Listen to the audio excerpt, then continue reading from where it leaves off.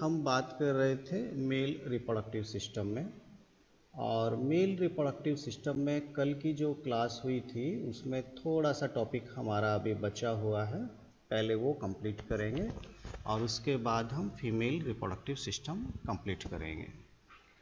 तो कल जो मैंने आपको थोड़ा सा समझाया था डायग्राम, आपको याद भी रहा होगा। सबसे पहले डायग्राम थोड़ा सा मैं डिस्कस कर लेता हूँ। इस तरह का मैंने कल एक टेस्टिस का डायग्राम बनाया था और टेस्टिस को कई अलग अलग कंपार्टमेंट में मैंने बांट दिया था ऐसे, ठीक है। और ये वासा इफ्रेंसिया, एपिडिडाइमिस, ये सब बनाया था। यहाँ पर आपने जब गौर किया तो इसके अंदर ये सेमनीफेरस ट्यूब्यूल थी। आप सोच रहे होंगे सर ये समझा दिया तो फिर से डायग्राम क्यों बना रहे हैं, एक्चुअली इसकी बनाने की भी ज़रूरत है। तो ये सेमनीफेरस ट्यूब्यूल थी और आपने ये भी देखा कि ये जो outside of seminiferous tubule area है, ये इसको हमने बोला था इंटरस्टीडियल स्पेस, और यहीं पर मौजूद थी आपकी लीडिंग सेल बीच बीच में, और ब्लड कैपिलरीज का डेंस नेटवर्क था, ठीक है। ये डायग्राम मैंने इसलिए बनाया क्योंकि हमारा एनसीईआरटी टेक्स्ट बुक में पेज नंबर 44 पे एक डायग्राम बना है। डायग्राम के नीचे लिखा है diagrammatic sectional view of seminiferous tubule. Actually इस सेमनीफेरस ट्यूब्यूल का हमको डायग्राम देखना है तो वो कैसे बनेगा। अब बच्चों को समझ में नहीं आता वो डायग्राम आखिर है कैसे, तो ये थोड़ा सा आप देखिए। अगर मैं इस टेस्टिस को यहाँ से कट करूँ ऐसे, और इतना सा ये स्लाइड लेकर, और मैं इसको अगर इस तरह से देखूं, ये वाला सामने से हमको इधर से देखना है। ये छोटा सा पार्ट मैंने इसको कट कर लिया, तो कट किया तो यहाँ पर ये जो ट्यूब है वो इस तरह से गोल के रूप में दिखेगी, थोड़ी बॉल के रूप में दिखेगी। ये वाला पार्ट ऐसे ही दिखेगा ना।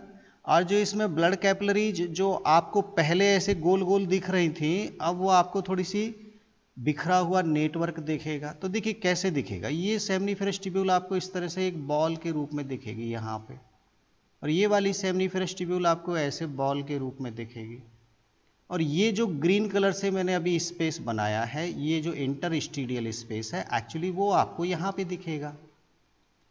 ये डायग्राम कई बार बच्चों को समझ में नहीं आता कि सर ये डायग्राम बन कैसे गया।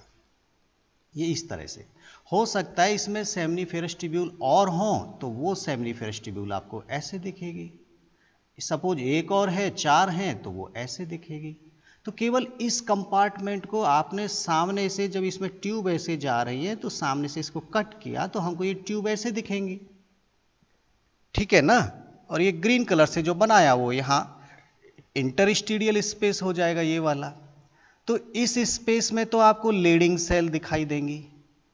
ये जो स्पेस है यहाँ पे क्या दिखेंगी, लीडिंग सेल, ठीक है।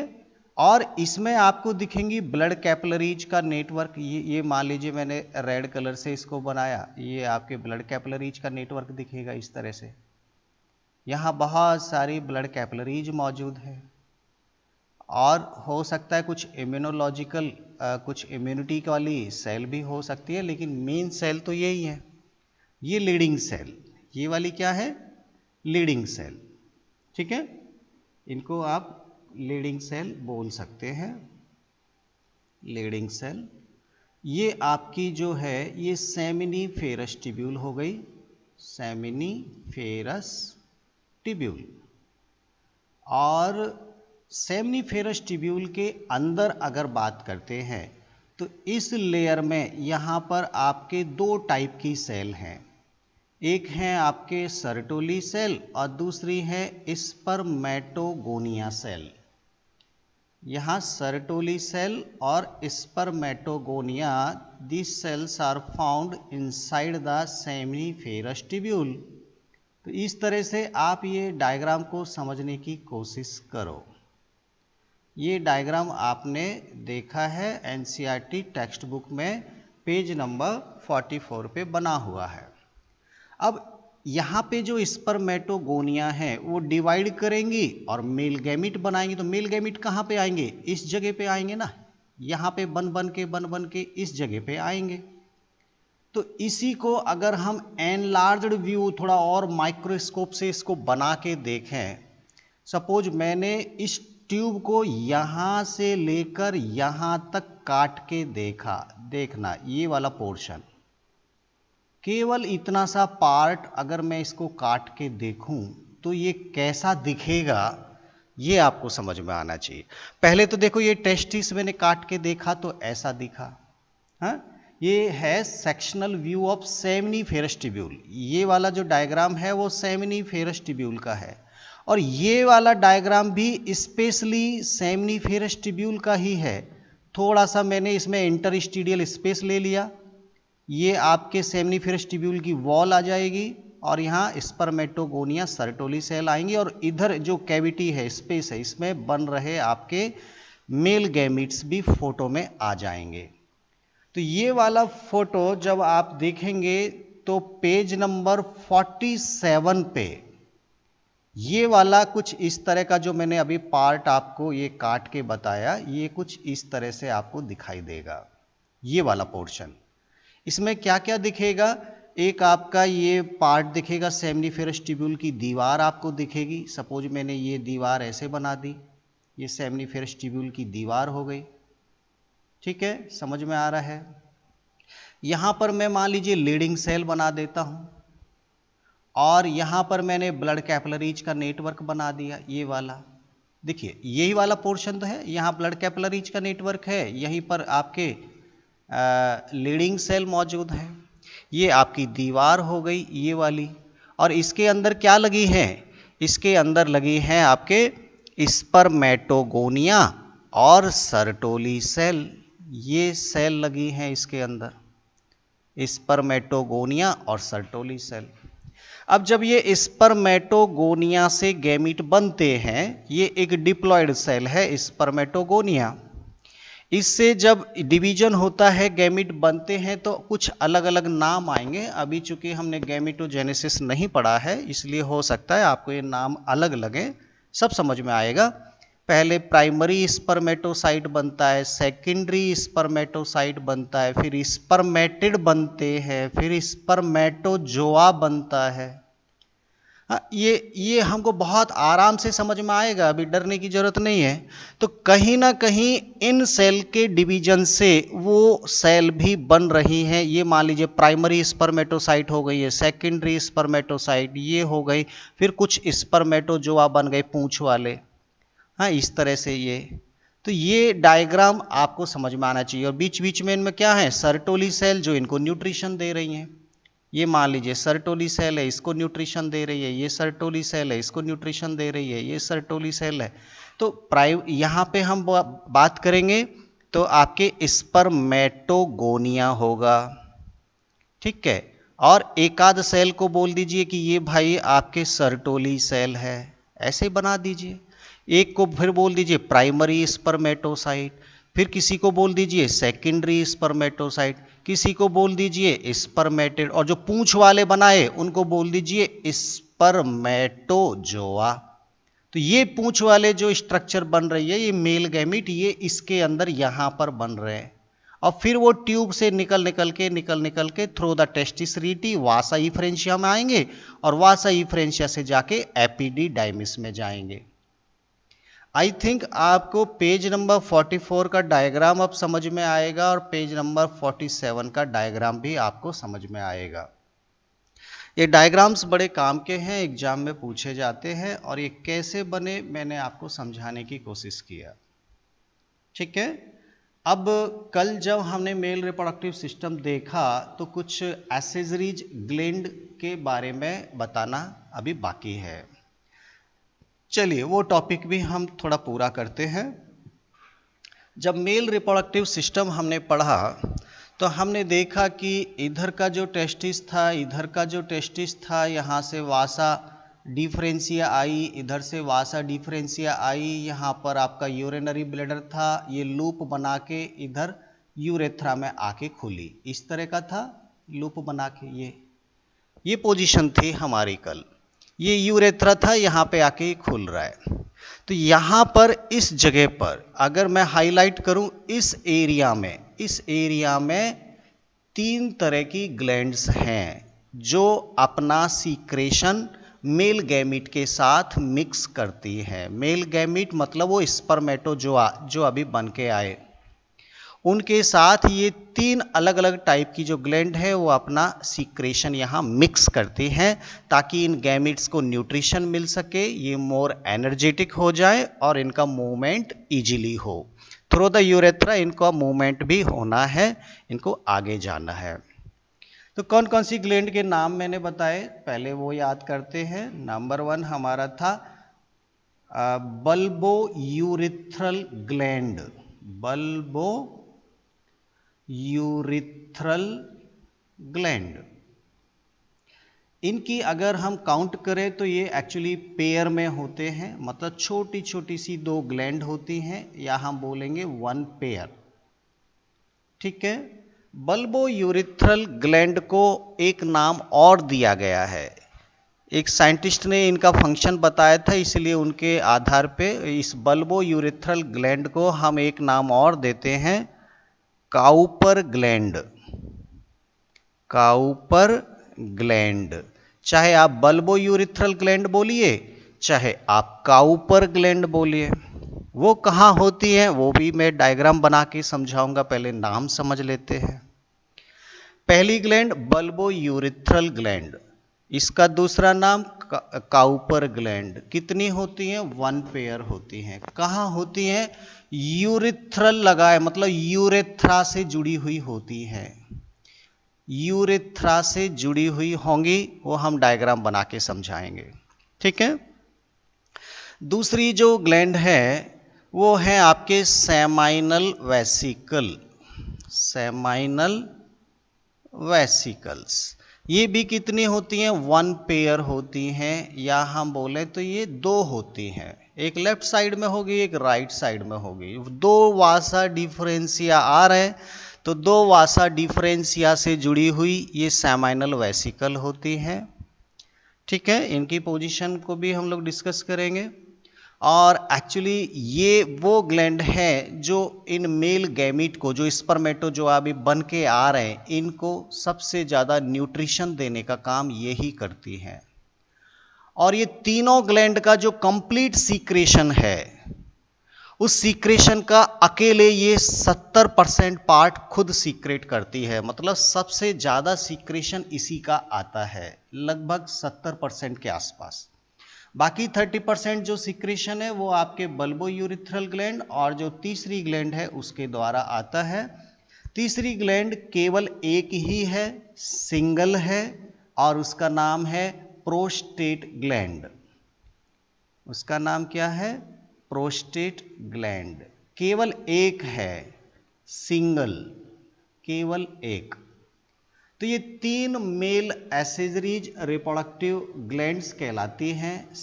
एसेजरीज का मतलब थोड़ी हेल्पिंग वाली हैं, सहायक हैं। अगर ये अपना प्रॉपर सीक्रेशन मेल गैमीट के साथ मिक्स नहीं करेंगी तो मेल गैमीट आगे चलकर कुछ नहीं कर पाएंगे। एक्चुअली उनको जर्मिनेशन मतलब न्यूट्रिशन करना है, ग्रोथ करना है, मूवमेंट करना है, आगे जाके फर्टिलाइजेशन करना है, और तब जाकर वो एक जायगोट बना पाएंगे। तो इसीलिए इन मेल गैमीट के साथ इन ग्लैंड का सीक्रेशन मिक्स होना जरूरी है। और अलग अलग इनकी पोजीशन क्या है और इनका फंक्शन क्या है वो भी हमको जानना जरूरी है। तो मैं थोड़ा सा इस डायग्राम को कुछ इस ढंग से बना रहा हूँ कि सपोज ये आपका हो गया यूरिनरी ब्लैडर, ठीक है, और यूरिनरी ब्लैडर से आ रहा है यूरेथ्रा, ये यूरेथ्रा, और यूरेथ्रा का आगे जो ओपनिंग टर्मिनल पॉइंट है उसको हमने क्या नाम दिया था? Urethral meatus, urethral meatus. ठीक है, ये नाम अगर याद नहीं हो तो कोई दिक्कत नहीं है। अब उधर से जो एक लूप बना के जो आ रही है ये आपके आ गई वासा डिफरेंशिया, ये आ गई है वासा डिफरेंशिया। कहाँ पे आके खुलेगी? यूरेथ्रा में आके खुलेगी। और इधर से भी अगर मैं बात करता हूँ तो वो एक दूसरी ये आ चुकी है वासा डिफरेंशिया। ये कहाँ से आई? वो इस तरह से लूप बना के टेस्टिस से आ रही है। ठीक है। थोड़ा डायग्राम अपने हिसाब से मैं बना रहा हूँ ताकि आपको इजीली समझ में आए, ज़्यादा कुछ हौच-पौच नहीं करने की कोशिश करूँगा। हमारा कंसेप्ट क्लियर होना है। तो यहाँ पर मैं इनको थोड़ा सा प्रॉपर जॉइंट कर देता हूँ ताकि ये कोई डाउट ना आए। इस तरह से ये आता है।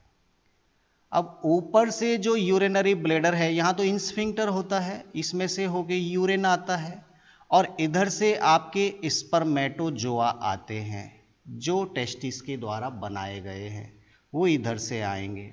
ठीक है। अब यहाँ पे हमको 3 पेयर ग्लैंड बनाने हैं। सबसे पहले मैं सेमाइनल वेसिकल बनाता हूँ जो सबसे ज़्यादा मात्रा में सीक्रेशन करती है। चलिए उन ग्लैंड्स को बनाते हैं। कोई प्रॉपर शेप साइज ऐसा कुछ दिमाग में रखने की जरूरत नहीं है। हर एक वासा डिफरेंशिया जब ये आती है यूरेथ्रा में खुलती है, उससे पहले ये एक ग्लैंड मैंने बनाई जो इसमें आकर खुल गई। ऐसे ही मैंने एक ग्लैंड बनाई और जो इसमें आके खुल गई। ठीक है। बस हमको कंसेप्ट दिमाग में डालना है कि कहीं ना कहीं सेमाइनल वेसिकल है जो अपना सीक्रेशन इस वासा डिफरेंशिया के थ्रू मेल स्पर्मेटोजोआ को प्रोवाइड कर रही है। इस तरह से मैंने ये आपको 2 सेमाइनल वेसिकल बनाई। ठीक है। सेमाइनल वेसिकल और कहीं ना कहीं इसी से रिलेटेड एक शब्द आ रहा है semen. Semen is a fluid which contain all the mixture. All the mixture means उसके अंदर स्पर्मेटोजोआ मौजूद है, उसके अंदर सेमाइनल वेसिकल का सीक्रेशन है, उसके अंदर बल्बोयूरेथ्रल का सीक्रेशन मौजूद है और उसके अंदर प्रोस्टेट ग्लैंड का सीक्रेशन मौजूद है। तो इस पूरे मिक्सचर को हम ये नाम देते हैं और इसका 70% पार्ट तो यही बना रही है, इसलिए इनका नाम सेमाइनल वेसिकल रखा है। वेसिकल मतलब छोटे छोटे थैले जो मेन सीमेन का पार्ट बनाते हैं, इसलिए इनका नाम सेमाइनल वेसिकल रखा है। ठीक है। ये एंडोक्राइन ग्लैंड है, एक्सोक्राइन ग्लैंड है जो एक डक्ट के माध्यम से यहाँ पर अपना सीक्रेशन डाल रही है। जो भी है वो सीक्रेशन यहाँ पे आएगा। बल्बोयूरेथ्रल ग्लैंड की बात करते हैं। बल्बोयूरेथ्रल ग्लैंड, ये जो यूरेथ्रा का ये वाला पार्ट है, यहाँ पर ये छोटी छोटी ग्लैंड हैं जो सीधा मिक्स इसी में कर रही हैं अपना सीक्रेशन डायरेक्ट यहाँ पर। और इनका जो सीक्रेशन है, इनको मैंने क्या नाम दिया, बल्बोयूरेथ्रल। यूरेथ्रल, तो यूरेथ्रल मतलब यूरेथ्रा। यूरेथ्रा को चिपचिपा या म्यूकस वाला बनाती हैं कुछ इस तरह से। यहाँ पे एक लुब्रिकेटिंग टाइप का केमिकल ये सीक्रेट करती हैं ताकि वो जो भी मिक्सचर यहाँ पे आया इधर से वो इजीली यहाँ होके पास हो जाए। तो इनका मेन काम है लुब्रिकेशन प्रोवाइड करना ताकि इजीली मूवमेंट हो सके मेल गैमेट का बिना कोई डैमेज हुए। ठीक है। So lubrication will be provided by the bulbourethral gland. Seminal vesicle will provide the nutrition for the spermatozoa. ये न्यूट्रिशन प्रोवाइड करती है, फूड प्रोवाइड करती है। न्यूट्रिशन हो गया हमारा मेन जो है। और न्यूट्रिशन में खास तौर पे क्या होता है, न्यूट्रिशन में होता है इसमें खास तौर पे फ्रक्टोज जो कि ग्लूकोज के जैसा ही है, फ्रक्टोज होता है। कुछ और भी कंटेंट होते, कैल्शियम खास तौर पे इसमें होता है। तो खास तौर पे ये फूड है जो सेमाइनल वेसिकल से स्पर्मेटोजोआ को प्रोवाइड किया जा रहा है। अब एक ग्लैंड है सिंगल जिसका नाम है प्रोस्टेट ग्लैंड। अब प्रोस्टेट ग्लैंड जो होती है, अब इसी यूरेथ्रा के ऊपर इस तरह से चिपकी हुई एक ग्लैंड होती है। मान लीजिए मैंने इस तरह से इसको चिपका दिया। ठीक है। अब इसका एक पाइप आएगा, एक डक्ट आएगी निकल के जो अपना सीक्रेशन यहीं पे ड्रॉप करेगी, इस जंक्शन पे ड्रॉप करेगी। अब मैं अगर इसको, इस जो प्रोस्टेट ग्लैंड है, अगर कहीं और स्पेस में यहाँ पर अगर मैं इसको बना दूं, सपोज ये मैंने बना दिया प्रोस्टेट ग्लैंड, तो इसकी डक्ट कहाँ पे आके खुलेगी, इस जंक्शन पे आके खुलेगी। ये प्रोस्टेट ग्लैंड है। अब होती तो इसी के ऊपर चिपकी हुई है ऐसे, लेकिन ये आपको फिर पूरा ये पार्ट दिखाई नहीं देगा, इसलिए थोड़ा मैंने दूर बना दिया है और यहाँ पर आकर ये अपना सीक्रेशन डालती है। केवल एक सिंगल है। ठीक है। अब मैंने ये गलती से, अब ये 2 दिख रही हैं, एक्चुअली ये 2 नहीं है, ये एक ही है। इसी के ऊपर यहाँ चिपकी रहती है। और कई बार इसमें ओल्ड एज में जब मेल पहुंचता है तो इसमें थोड़ा ग्रोथ देखने को मिलती है, जो प्रोस्टेट की बीमारी हो जाती है। कई बार इसमें कैंसर भी पैदा हो जाता है, तो डॉक्टर इस प्रोस्टेट ग्लैंड को कट करके बॉडी से बाहर करते हैं। बड़ा डेंजरस होता है ओल्ड एज में, ठीक है। तो कोई बात नहीं, प्रोस्टेट ग्लैंड भी अपना सीक्रेशन डालता है। तो प्रोस्टेट ग्लैंड का जो सीक्रेशन है उसका मेन काम क्या है? वो एक्चुअली जो स्पर्मेटोजोआ यहाँ पे आए उनको न्यूट्रिशन तो दे देगी सेमाइनल वेसिकल, लेकिन उनको मोर एनर्जेटिक बनाती है, बहुत एनर्जेटिक बनाएगी उनको, एनर्जेटिक, और उनको विगरस मूवमेंट के लिए तैयार करती है। विगरस मूवमेंट वो इसीलिए कर पाते हैं क्योंकि वो इजीली उनको एटीपी मिलती है, एनर्जी मिलती है, और कहीं ना कहीं उसके अंदर कुछ स्टिमुलेटिंग टाइप के एंजाइम्स भी होते हैं और कुछ स्टिमुलेटिंग टाइप के केमिकल होते हैं। तो प्रोस्टेट ग्लैंड का सीक्रेशन मेल गैमीट या स्पर्मेटोजोआ को मोर एनर्जेटिक और एक्टिव बनाता है, ताकि वो विगरस मूवमेंट शो करके इजीली वो एग सेल तक पहुंच जाए। मूवमेंट करके वो एग सेल तक उसको पहुंचना होता है और आसानी से एग सेल को फर्टिलाइज कर पाए, इसलिए इस ग्लैंड का होना जरूरी होता है। तो इस तरह से ये हमारी तीनों ग्लैंड कंप्लीट हुई और हमारा मेल रिप्रोडक्टिव सिस्टम भी कंप्लीट होता है। और यहाँ से कंप्लीट जो मिक्सचर है उसका रिलीज होना इजेकुलेशन कहलाता है। इजेकुलेशन ये एक शब्द है, थोड़ा दिमाग में रह जाए तो ठीक है, बाकी ऐसा कोई इंपॉर्टेंट नहीं है। अब हम बात करते हैं फीमेल रिप्रोडक्टिव सिस्टम। मैं आज 2 डायग्राम भी डिस्कस कर लिया और दोनों डायग्राम थोड़ा टेक्स्ट बुक में आप खोलिए, थोड़ा उनको समझने की कोशिश कीजिएगा, क्योंकि जो पेज नंबर 44 का डायग्राम था वो आपके प्रैक्टिकल में भी आपको स्लाइड के रूप में दिया जाता है। वो ऑलरेडी हमारे पास बनी बनाई स्लाइड होती है, आपको पहचानना होता है कि दी गई स्लाइड किस चीज की है। तो एक बार जब आपके दिमाग में डायग्राम रहेगा तभी तो आप स्लाइड को पहचान पाएंगे। उसमें स्पर्मेटोजोआ, उसमें स्पर्मेटिड, स्पर्मेटोगोनिया को थोड़ा देख पाएंगे स्लाइड में। मतलब आप जब आप यूज करेंगे तो आपको ये स्लाइड देखने को मिलेगी, ठीक है। अब हम बात करेंगे फीमेल रिप्रोडक्टिव सिस्टम। चलिए शुरू करते हैं। Female reproductive system. तो फीमेल रिप्रोडक्टिव सिस्टम में भी डिफरेंट ऑर्गन्स होते हैं जो आपस में मिलकर काम करते हैं, इसीलिए उसको सिस्टम बोलते हैं। तो यहाँ फीमेल के अंदर जो रिप्रोडक्टिव सिस्टम है, कौन कौन से ऑर्गन हैं, कम से कम थोड़ा उनका हम नाम याद कर सकते हैं। मेन जो कंपोनेंट है वो तो ओवरी है, ठीक है, ओवरी। ओवरी के बाद कुछ ओविडक्ट होंगी, डक्ट मतलब नली टाइप होंगी, और यहाँ खास तौर पे उन जो ट्यूब लाइक स्ट्रक्चर है उसको हम बोलते हैं फैलोपियन ट्यूब। उसको क्या बोलते हैं? Fallopian tube. जनरल भाषा में ओविडक्ट बोल दिया। ओविडक्ट मतलब जो ओवेरी से जो डक्ट निकलती है उसे ओविडक्ट बोलते हैं। और बायोलॉजी में उसी ओविडक्ट को क्या प्रॉपर नाम दिया गया है? फैलोपियन ट्यूब नाम दिया गया है।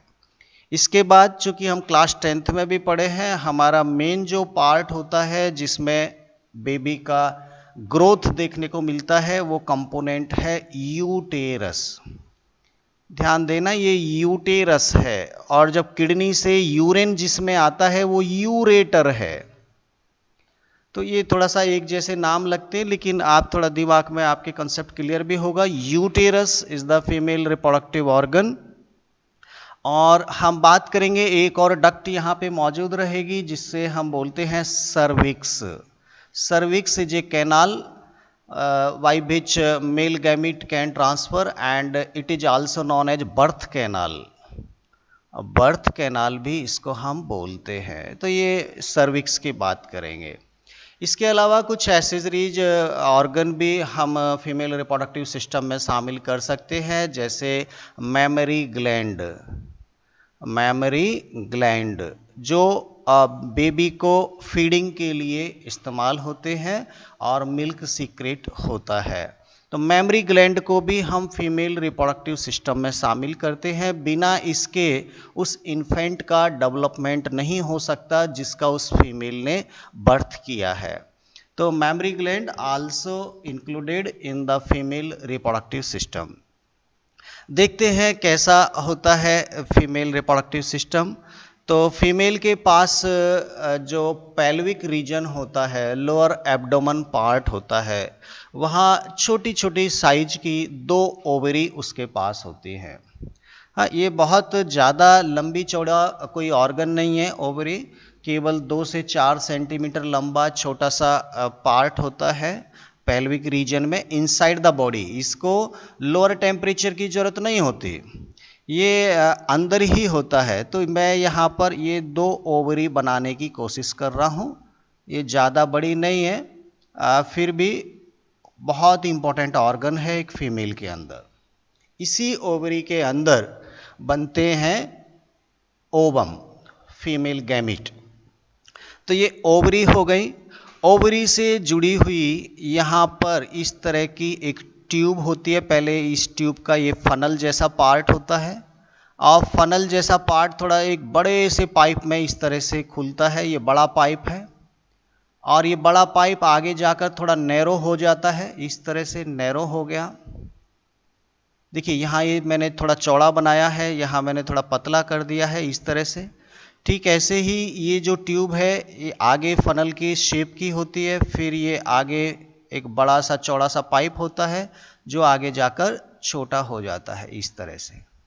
ये जो ट्यूब है ये आपस में जाकर जुड़ जाती है। ये ट्यूब ऐसे जाके जुड़ गई और ये जो ट्यूब आ रही है वो यहाँ जाकर एक इस तरह से चैम्बर लाइक स्ट्रक्चर बना लेती है। अब आप देखेंगे तो ये ट्यूब ही तो है, ये ट्यूब वाला ही पोर्शन है जिसे हम यूटेरस बोलेंगे। तो कहीं ना कहीं ये जो आपके ओविडक्ट हैं, इस पूरे पार्ट को यहाँ से लेकर और यहाँ तक का जो ये पार्ट है, ये जो पाइप जैसा है, इसी को हम ओविडक्ट या फैलोपियन ट्यूब बोलते हैं। ओविडक्ट या फैलोपियन ट्यूब इसको नाम दिया गया। ठीक है, यहाँ पर ये जो कंपोनेंट बन रहा है, जो एक वाइड चैम्बर जैसा बन रहा है due to the fusion of 2 fallopian tube, इस पार्ट को हमने नाम देना है यूटेरस। और ये हमारे पास है ओवेरी, जो एक लेफ्ट साइड में है एक राइट साइड में है। अब ये जो ओवेरी है, ये जो पेल्विक रीजन में जो वॉल है, जो दीवार है, उससे और इस यूटेरस से एक मेम्ब्रेनस पार्ट से ये जुड़ी हुई होती हैं, हैंग होती हैं, चिपकी हुई होती हैं। ऐसा नहीं है कि ये हवा में लटक रही है, कुछ मेम्ब्रेनस पार्ट होते हैं जिनसे ये जुड़ी हुई चिपकी हुई होती हैं। और कहीं ना कहीं फैलोपियन ट्यूब की पोजीशन आपको दिखाने के लिए थोड़ा दूर जरूर बना दी, लेकिन ये जो मेम्ब्रेन है, ये मेम्ब्रेन कहीं ना कहीं इस तरह से होती है ताकि यहाँ जो कुछ भी रिलीज होगा वो इसके अंदर आएगा, इस फैलोपियन ट्यूब के अंदर आएगा। ये थोड़ा सा गलत बन गया, इस तरह से ये होता है। ये फैलोपियन ट्यूब और ये पेल्विक रीजन से जुड़ी है, यूटेरस से जुड़ी है। लिगामेंट होते हैं जिससे ये हैंग होती हैं, लटकी हुई होती है एक प्रॉपर पोजीशन पे। ये ज़्यादा ना बनाने की ज़रूरत है डायग्राम में, ना आपको ज़्यादा शो करने की ज़रूरत है। मैं जस्ट केवल आपके दिमाग को क्लेरिफाई करने के लिए बनाया हूँ। फिलहाल मैं अगर इनको हटा दूँ तो ज़्यादा साफ सुथरा डायग्राम हमको दिखाई देगा और अच्छा सा हमको समझ में भी आएगा। ठीक है, यहाँ लिगामेंट होते हैं, मेम्ब्रेन्स होती हैं जिनसे ये चिपकी हुई होती हैं। तो आपको समझ में आया कि यहाँ पर अगर इस ओवरी से कुछ भी रिलीज होगा तो वो इस फैलोपियन ट्यूब में आएगा। और ये जो यूटेरस है ये आगे चलकर एक बर्थ कैनाल बनाता है जिसे हम सर्विक्स बोलते हैं। इस बर्थ कैनाल को सर्विक्स बोलते हैं। और यहाँ पर फिर एक्सटर्नल जेनाइटेलिया मौजूद होते हैं। एक्सटर्नल जेनाइटेलिया कुछ अदर पार्ट हैं बॉडी के बाहर, लेकिन ये जो बर्थ कैनाल है, ट्यूबुलर पार्ट है, इसी को हम बोलते हैं सर्विक्स। ये सर्विक्स में भी कई बार फीमेल के अंदर प्रॉब्लम होने पर सर्विक्स कैंसर हो जाता है इस पार्ट पे, वो बहुत डेंजरस होता है। कई बार यूटेरस के अंदर कुछ प्रॉब्लम हो जाता है, यूटेरस कैंसर हो जाता है। तो कैंसर तो कई तरह का है, जब हम हेल्थ एंड हाइजीन वाला चैप्टर पढ़ेंगे तो कैंसर को काफ़ी डिटेल में पढ़ेंगे। वहाँ कितने टाइप का कैंसर होता है, कैंसर की पहचान कैसे करते हैं, वो बाद का टॉपिक है। फिलहाल चूंकि सर्विक्स नाम आया तो ये एक जनरल बीमारी आजकल हो गई है, बहुत से लोग प्रभावित होते हैं, और मैंने बता दिया। मेल के अंदर प्रोस्टेट में कैंसर बहुत होता है ओल्ड एज में। तो ये थोड़ा अलग हम टॉपिक से हट गए। फिलहाल यहाँ पर आपको फीमेल रिप्रोडक्टिव सिस्टम के अलग अलग पार्ट दिखाई दे रहे हैं। अब ये जो एक ओविडक्ट है, इस ओविडक्ट को यहाँ से लेकर यहाँ तक का जो पार्ट है, ये जो पाइप है, इसको 3 अलग अलग पार्ट में बांटा गया है। ये जो फनल जैसा पार्ट है, ये जो फनल के जैसा है, इस फनल वाले पार्ट को हम बोलते हैं इनफंडिबुलम। सर इतने नाम क्यों याद करा रहे हैं भैया, ये तो याद होना चाहिए। इनफंडिबुलम, इनफंडिबुलम, फनल जैसा पार्ट। तो फनल मतलब फंडी, इनफंडिबुलम। और ये जो इसके अंदर कुछ ये माइक्रो प्रोजेक्शंस जैसे होते हैं ताकि वो ओवम को इजीली कलेक्ट कर लें, इनको हम बोलते हैं फिम्ब्री। ये जो आउट ग्रोथ जैसे बने हैं, इनको हम बोलते हैं फिम्ब्री। एक्चुअली फिम्ब्री किस पार्ट में होते हैं? इनफंडिबुलम पार्ट में होते हैं, जो ओवरी की साइड में होता है। आगे जो फनल जैसा टर्मिनल पार्ट है वो फिम्ब्री कहलाता है। एक तो ये नाम आपको याद हो जाना चाहिए। इसके बाद जो ये वाइड पाइप है, जो ये चौड़ा सा आपको ये पाइप दिख रहा है, ये वाला जो पोर्शन है यहाँ से लेकर और यहाँ तक, ये जो पोर्शन है ये वाला पोर्शन आपका कहलाता है एम्पुला। एम्पुला। तो पहला पार्ट इनफंडिबुलम, दूसरा पार्ट हो गया एम्पुला। और ये जो एक नैरो पार्ट है यहां से लेके यहां तक, ये जो पार्ट है, ये जो छोटा सा पार्ट है, इस पार्ट को हम बोलते हैं इस्थेमस। इसको क्या बोलते हैं? इस्थेमस। ठीक है। तो फाइनली हम ये कह सकते हैं कि each fallopian tube have 3 different area, different region, different part. पहला है इनफंडिबुलम, दूसरा है एम्पुला, तीसरा है इस्थेमस। तो यहां से जो ओवम निकलेंगे, इस ओवरी से जो ओवम निकलेंगे, चाहे इधर से निकले या इधर से निकले, वो हम बाद में बात करेंगे, लेकिन जो भी निकलेंगे तो वो यहां से मूवमेंट करते करते करते करते और इस जगह पर वो यहां 1 से 2 दिन रुक सकते हैं। और एक्चुअल में रुके या ना रुके, लेकिन ये वो जगह है जहां male gamete through the cervix आएंगे, विग्रस मूवमेंट शो करेंगे, और यहां पहुंचते पहुंचते ये जो जगह है, इस जगह पर ही मेल और फीमेल गैमीट का फ्यूजन होगा। हम बोलेंगे that location is the fertilisation place in the human beings. तो इस जगह को क्या बोलते हैं? इस जगह को बोलते हैं एम्पुला इस्थेमस जंक्शन। इसको क्या बोलते हैं? Ampulla isthmus junction. Ampulla isthmus junction of the fallopian tube is the part of fertilization. At this place, the male gamete will fuse with the female gamete. So I think ये fallopian tube का जो concept है आपको समझ में आ गया होगा। अब सबसे इम्पोर्टेंट जो फंक्शन है वो है यूटेरस का। ये भी हमको थोड़ा समझना है, यूटेरस क्या होता है, कैसा होता है। यूटेरस के बारे में थोड़ा बात करेंगे।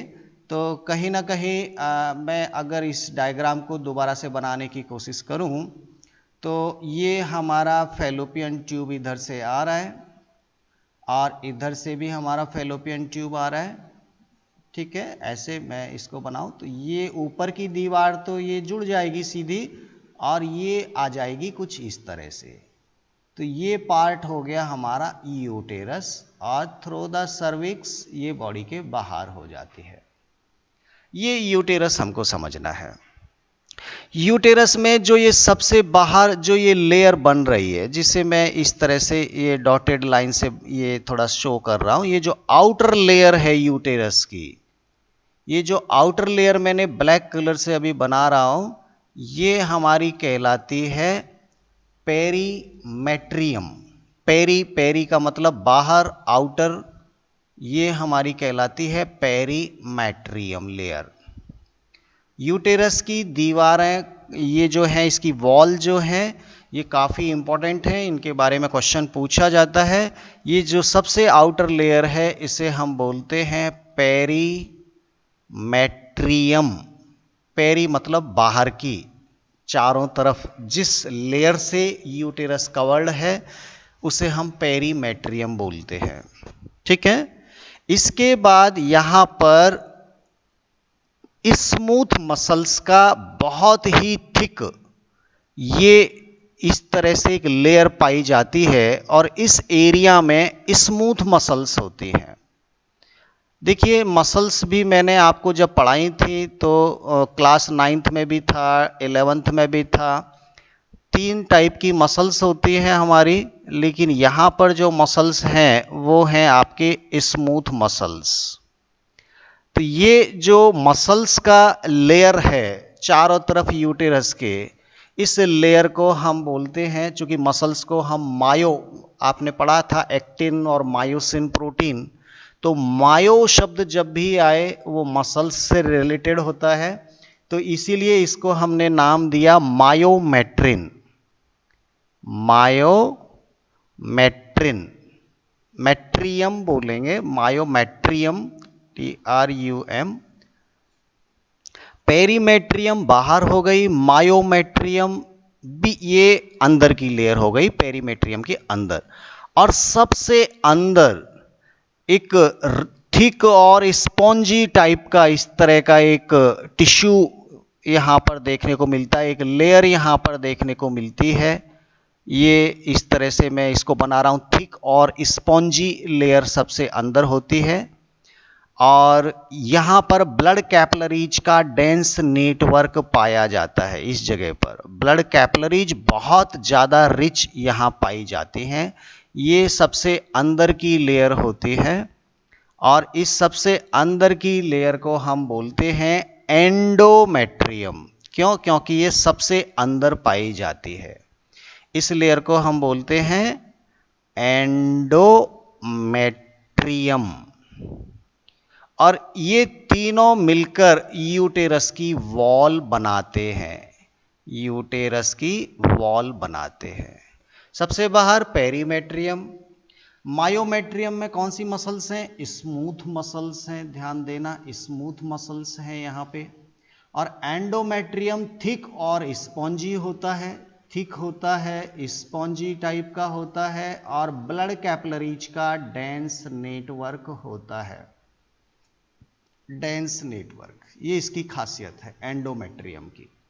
ये जो एंडोमेट्रियम लेयर है, ये एक साइक्लिक इवेंट के दौरान ये बार बार डिजेनरेट होती है और फिर से नई बनती है, फिर डिजेनरेट होती है, फिर नई बनती है। तो ये लेयर जो है ये टेम्परेरी होती है और हमेशा अगली बार फिर से नई बनती है, फिर से टूटती है, फिर से नई बनती है। ये ऐसा साइक्लिक इवेंट होता रहता है, उसके बारे में हम आगे चल के डिस्कस करेंगे। तो ये चूंकि इसमें ब्लड कैपिलरीज का भी नेटवर्क होता है, तो जब ये डिजेनरेट होता है तो ये मेम्ब्रेन्स, ये सेल और अलोंग विद ब्लड ये बॉडी के बाहर होता रहता है। तो ये हमारा एंडोमेट्रियम है। अगर मान लीजिए यहाँ जाइगोट बनता मेल और फीमेल गैमेट के फ्यूजन से, तो वो जाइगोट का डेवलपमेंट आते आते आते आते यहाँ पे आके पहुँचता और फिर ये जो थिक लेयर है ये इसको कवर कर लेती और इनके अंदर जो ब्लड है वो ब्लड इसको न्यूट्रिशन सप्लाई करता और चारों तरफ से इसको कवर करके ये फिर बड़ा होता जाता, बड़ा होता जाता और यहाँ पर ये डेवलपमेंट होता। तो ये जो अंदर की लेयर हैं यही तो इसके डेवलपमेंट को न्यूट्रिशन, फूड, एक्सक्रीशन हर चीज़ में मदद करेंगी। इसलिए इनका हमेशा ताज़ा बने रहना, फ्रेश बने रहना, स्पॉन्जी टाइप का ब्लड कैपिलरीज वाला नेटवर्क यहाँ बने रहना बहुत आवश्यक होता है। तो ये जो एम्ब्रियो का डेवलपमेंट होता है उसमें कंप्लीट जो भी सप्लाई उस एम्ब्रियो को होगी वो होगी एंडोमेट्रियम के द्वारा। और जब इस बेबी का कंप्लीट डेवलपमेंट हो जाएगा तो ये जो आपके ग्रीन कलर वाली मायोमेट्रियम है, मायो मतलब मसल्स, इन मसल्स में जब कॉन्ट्रैक्शन होगा, विगरस कॉन्ट्रैक्शन होगा, तो धीरे धीरे ये डिटैच होगा और फिर ये बेबी का जन्म होगा। तो यहाँ मसल्स में कॉन्ट्रैक्शन होगा, स्मूथ मसल्स में कॉन्ट्रैक्शन होगा, हार्मोन्स यहाँ चेंज होंगे, उसके बाद ये जो यहाँ अटैच हुआ है वो फिर डिटैच हो जाएगा, हट जाएगा और बर्थ कैनाल से इसका जन्म हो जाएगा। तो ये सब कुछ कंसेप्ट थे जो आपको समझना जरूरी था। कुछ एक्सटर्नल जेनिटलिया के बारे में आप थोड़ा सा खुद पढ़ लीजिएगा। मेरा जो आज का एक लास्ट टॉपिक और बचा है वो है मेमोरी ग्लैंड। वो थोड़ा सा अगर आज कंप्लीट हो जाए तो बहुत अच्छा, हालांकि टाइम बहुत हो गया है। तो कल की क्लास में मैं बात करूंगा मेमोरी ग्लैंड के बारे में। हम मेमोरी ग्लैंड को कंप्लीट करेंगे और उसके बाद सीधे सीधे पहुंचेंगे गैमीटोजेनेसिस। मेल के अंदर गैमीट कैसे बन रहे हैं और फीमेल के अंदर गैमीट कैसे बन रहे हैं। ठीक है, थोड़ा सा पार्ट इसमें ओवरी के बारे में भी अभी मुझे समझाना है। ओवरी जो हमने बनाई थी उसके क्या क्या रीजन्स हैं, ग्रेना, स्ट्रोमा, या इनके बारे में हम बात करेंगे। तो ये कल थोड़ा सा इसको भी मैं आपको डिस्कस कर लूँगा। ठीक है।